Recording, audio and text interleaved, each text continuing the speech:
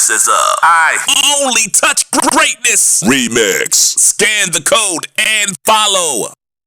Do you guys edit yours? And I mean, if so, what's the best story edited out of Drink Champs? We try not to edit anything, but over the, in the beginning, we really didn't edit anything, and we would fight to not edit. But over the years, we realized there's some things that should be edited out, and what we try to do is have, just have the interview, and then we tell the guests if right after the episode, if there's something very specific that you feel that you don't want out, just tell us right then and there. And we'll if it makes sense to us, which if it's important to them, it should make sense. Then we'll edit it out. Also, we try to make sure that we don't talk about people's families, and that we don't get anybody in trouble with the law.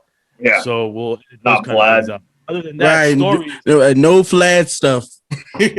Yeah. So yeah, man. I mean, there's really no story that I could think of that we edit out because we just don't edit that much out. Yeah, that's how we do it too. I don't do it live, but once it stops recording, if you tell me what you want out, I'll take it out, no problem. And before I put it out, like that. Being that we are a sports podcast, do you have a favorite sports franchise? Man, that's where you got me wrong because I don't fuck with no sport. Nope. Okay. I feel you on that. Hey, I know is music, brother. That's all I know. When I was younger, like I played football in high school, and I was into sports, but there was a point in my life where I was like, man, this is a distraction because when I get into something, I get into it for real. And then all my friends that are into sports, man, they would just like turn off when there was games and I was like, nah, man, that's counterproductive for me. So I'm not the sports at all right these days. Okay. I heard that. I quit TV in 2021. Shit. Yeah. Right. Right. Well, last time I ever think about playing football, every time I thought about playing football, I was always trying to get in a fight. So I'd be like, nah, fuck this shit. I'll go back to music. I was like, man, fuck that. Release all that out. Okay. If you had to sing one karaoke song for $100,000 prize, what song are you singing? Fuck. That's like asking me what's my favorite song. I'll just go with Straight Outta Compton, NWA. Okay. Oh yeah, that's the classic one. I mean, that's an easy one for me to go to. I would like to think harder on that and think of something better, but I'll go to that one right now. Yeah, the easiest one is Tequila. Oh shit. You only have to say one word, but. Right. Hey, I got one though. What was the nastiest drink? Because you don't drink champs. So, what was the nastiest drink that you ever had? So when we had Puff on the first time, he poured every single bottle into a chalice. I've seen that. We call it the Jeffrey, and he passed it around. Not only was having all these different drinks in one cup nasty, but then thinking about it now, the fact that everybody touched that cup with their mouth is nasty-er. You know what I'm saying? Yeah. Coronavirus stuff. Yeah. Exactly. But also, Tiger Bone is disgusting, and I'm glad that right now we don't have Tiger Bone on the table. I feel you. If you had to pick the best interview that you did, Ice Cube or 50 Cent? It would be 50, even though Ice Cube's my favorite artist of all time. Right.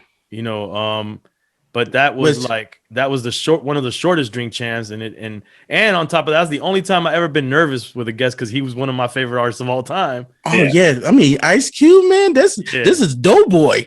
You know what I'm saying? This is no Vaseline. You know what I'm saying? This is everything's corrupt. We need a part 2 Ice Cube. Oh yeah, you gotta have that. But 50 was one of my favorite all time episodes. He looked like he was hella cool. Like, and what did you think about like the whole pandemic? Because also I think like. Because I seen you was talking to Swiss and Timberland, and how the Verzus was so impactful on all of us at the pandemic. And to me, y'all, that and Drink Champs was because just watching those interviews, like I didn't even care if how long the interviews was. Like I'd be like, okay, I'll cut it off and then I'll come back to it. You know what I'm saying? Right. Like, how was that, feeling? Because at the end of the day, like it was so much that people needed, and especially with depression, just like you said, and all this other stuff.